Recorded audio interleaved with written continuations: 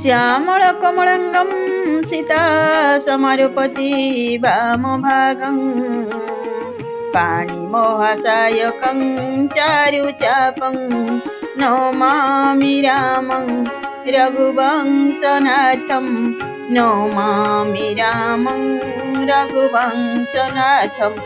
प्रिय श्रोता बंधु, भक्ति मार्ग तरफ आपण मानंकु मोर स्वागत। आपण माने श्रवण करुछंती श्रीरामचरित मानस, जहा रचना करिछंती कालजयी कवि श्री संत तुलसीदास। सही तुलसीदासंक अमर लेखनरू झड़ी पड़िथिबा सही सुंदर पद्यावली शब्द संयोजनार कहानी श्रीरामचरित मानस आपण माने पूर्व अध्याय रे श्रवण करिथिले। सही कपट बेसी मुनि राजा प्रताप भानु को मिठा मिठा मधुर वचन कही ता मन को विमोहित करिछंती। तांको मन तांको पादरे पूरा वशीभूत हो जाइछि। एहिपरि भावरे से तार प्रतिशोध नबार चेष्टा बजाय रखिछि। आसंतु आगकु जिबा आउ कोन हेउछि संपूर्ण रूपे श्रवण करिबा। नारायणं नमस्कृत्यं नरो चैवं नरोत्तमं देवीं सरस्वतीं व्यासं ततो जयमुदीरयेत्।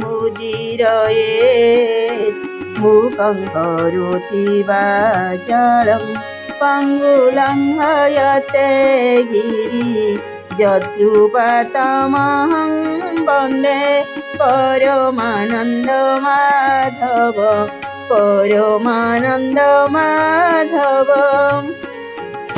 यः प्रगटे अथवा द्विजोश्राप नासतोर सुनु भानु प्रताप आन उपाय निधन तयो नाही जाओ हरिहर कोपहि मन माही। हे प्रताप भानु शुण, ए कथाटी प्रकाश करिदेले किंबा ब्राह्मण मानकर अभिशाप पड़गले तुमर विनाश घटिब। अन्य कौनसी उपाय रे एपरिकी ब्रह्मा शंकर क्रोध कले मध्य तुमर मृत्यु हेब नहीं। सत्यनाथ पद गहि नृपभाषा द्विज गुरु कोप कहूँ को राखा राखई गुर जऊ कोप विधाता गुर विरोध नहीं कहूँ जगत्राता। राजा तपस्वीर पाद धरी पकाई कहिले, हे स्वामी आपण सत कथा कहिले। ब्राह्मण और गुरुंक क्रोधरू किए भला रक्षा करि पारिबो कहंतु तो। ब्रह्मा क्रोध कले सेथिरु गुरु बंचाई देई पारिबे, किंतु गुरु क्रोध कले सेथिरु रक्षा करिबा लोक जगतरे केही भी नहीं।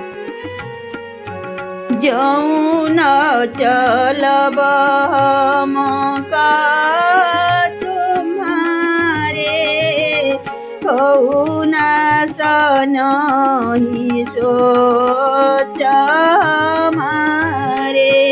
एक ही डर डर पत मन मोर प्रभु मही देव सपति घोर सपति घोर।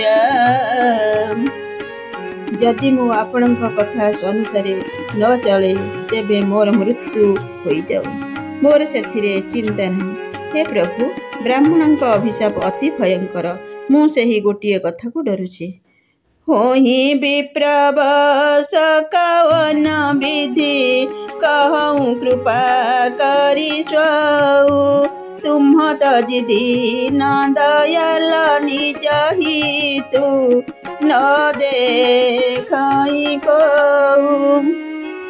एही ब्राह्मण माने किपरि वश होई परिबे कृपा करी ताहा भी कहि दियंतु। हे दीन दयालु, आपणक छड़ा मु आउ काहाकु निजर हिताकांक्षी बोली देखि पारु नाही।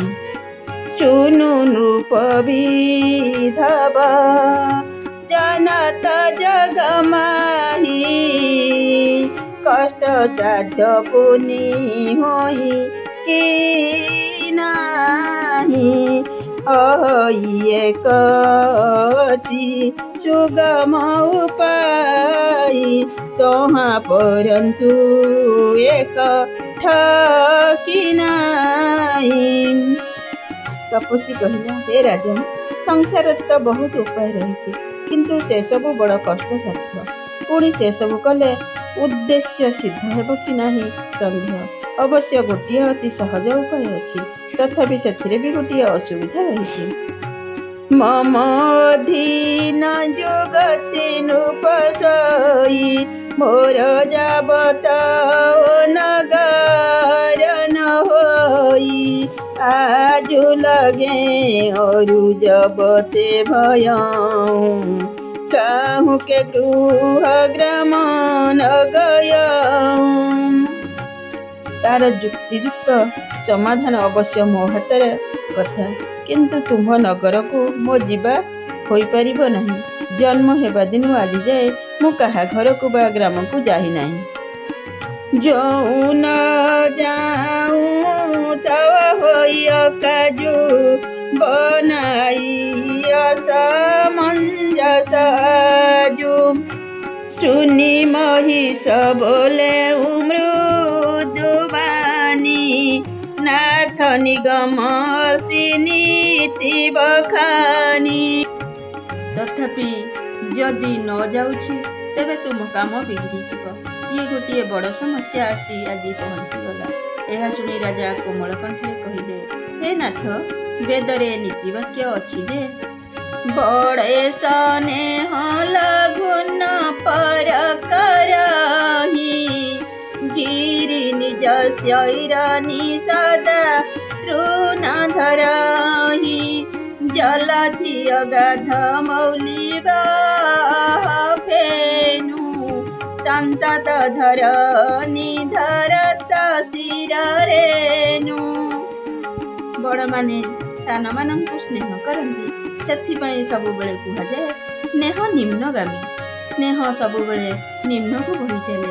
पर्वत निज मस्तकरे सर्वदा तृण धारण करिथाए, अगाध समुद्र निज मस्तकरे सर्वदा फेण बहन करिथाए एवं धरणी निज मस्तकरे सर्वदा धूଳି धारण करिथाए। अस कहि गहे नरेश पद स्वामी कहु कृपाल मोहि लगी दुख सहिय प्रभु सजन दीन दयाल दीन दयाल। एपरि कही राजा कपट मुनिर पाद धरी पकाइले एवं कहिले, हे स्वामी, कृपा करंतु, आपण संत दीन दयालु। हे प्रभु, मो पई एतक कष्ट निश्चय सहंतु। जानी नृपहि आपन अधीना बोलत पस कपट प्रवीणा सत्य कहूं भूपति सुनु तोहि जग नहीं न दुर्लभ कछु मोहि। राजा तार अधीन होई गलेनी जानी से कपट प्रवीण तपस्वी कहले, हे राजन शुण, मु तुमको सत कहूची, जगत रे मो पक्षरे किछि भी असाध्य नुहे। ओसिका जमई करी हूँ तोरा मन तन वचन भगत तै मोरा जोग जुगोति तप मंत्र प्रभाव फलइत वही जब करिया दुराऊ। तुम काम मु अवश्य करिबी, कारण तुमे काय मन वाक्य रे मोर भक्त, किंतु गोपन रे करागले ही जोग जुक्ति तप और मंत्र प्रभाव फलवती हुए। जौन रे समयी करऊँ रसोई तुम पुरुष मोहि जान न कोई अन्न सो जोई जोई भजन कराई सोई सोई तय आय सुअनुसाराई। हे नरपति, मु जदि रोषेई करिबि आउ तुमे जदि सेही अन्न परसिब एवं मोते जदि केही जानि पारिबे नहीं, तेबे जेउ माने सेही अन्न खाइबे से माने समस्ते तुमर आज्ञा अनुसरण करिबे।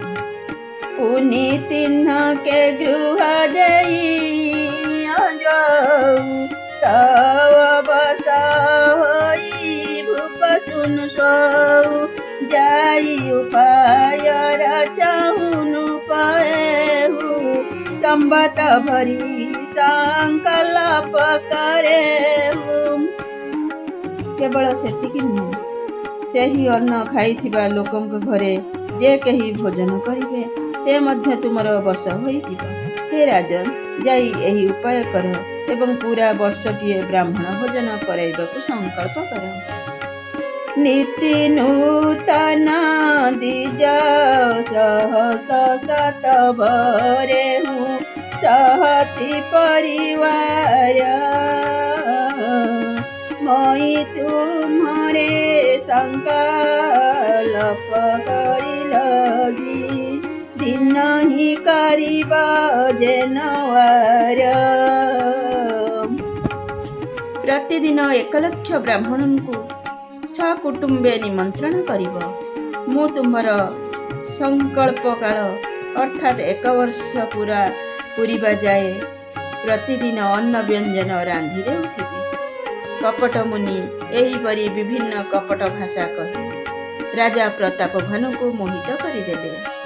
बंधु माने आज पाई एतिकी, पुणी साक्षात हेब आगामी अध्याय रे। भीमस्यापि रणभंग मुनिरपि मति भ्रम यदि शुद्धम शुद्ध वा मम दोष न विद्यते मम दोष न विद्यते मम दोष न विद्यते।